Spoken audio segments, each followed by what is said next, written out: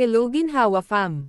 Welcome back sa Ginhawa Pinoy Channel, ang space kung saan pinag-uusapan natin ang financial literacy, mindset growth, at income opportunities para sa bawat Pilipino lalo na sa mga OFW.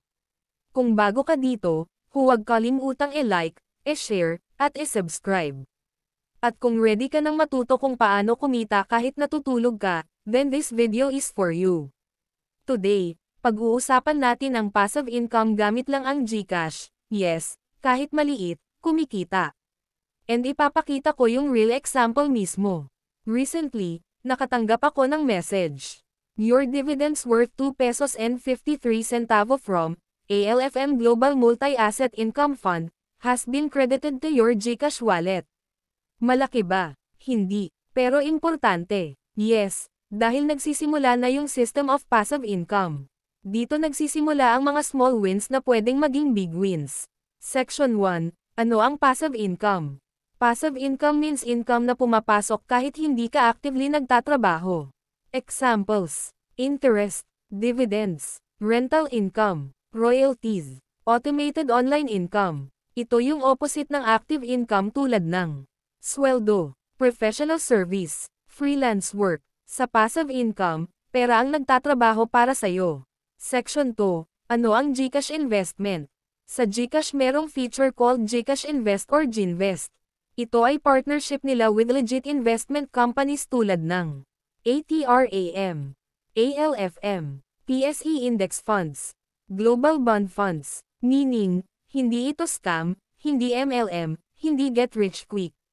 Ito ay regulated at may risk, pero may potential gains over time. Section 3. Ano yung dividend?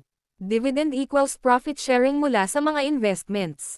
Kapag nag-invest ka sa fund na may dividends, automatic kang bibigyan ng part ng kita ng fund, kahit maliit pa ang investment mo. Example, kahit 50 pesos lang ang puhunan sa start, pwede ka nang makakita ng small dividends over time. Again, small start, consistency, growth. Section 4. Why the 2 pesos and 53 centavo matters? Some people laugh at 2 pesos and 53 centavo. Pero yung iba, masaya, kasi naiintindihan nila ang compound growth. Kung mag-i-invest ka monthly and mag-a-add ka consistently, what starts as 2 pesos and 53 centavo can become 20 pesos, 200 pesos, 2,000 pesos, hanggang maging steady income one day. Ang tunay na mayaman hindi nagsimula sa big money. They started with discipline, patience, long-term mindset. Section 5. Step by step paano simulan. 1. Open GCash. 2. Tap Ginvest. 3. Choose a fund, beginner-friendly, ALFM Global Multi-Asset Fund. 4. Click Invest Now. 5. Start with minimum 50 pesos. 6. Set schedule monthly if kaya, 100 pesos to 1,000 pesos auto-invest. Tip. Treat it as a savings upgrade, not a risk gambling habit. Section 6. Risks and Reminders. May risk. Pwede tumaas o bumaba ang value. Investments are long-term, hindi pang 1 week. The earlier you start, the better the compounding. Ang goal isn't quick money, freedom and security.